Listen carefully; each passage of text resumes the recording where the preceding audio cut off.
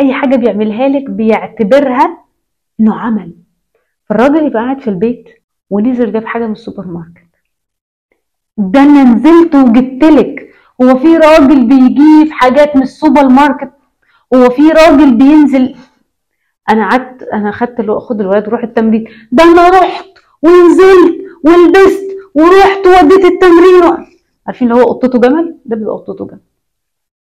لو قام عمل لك حاجه، هو في الغالب اصلا بيوحي لك ان هو بيعمل لك كل حاجه.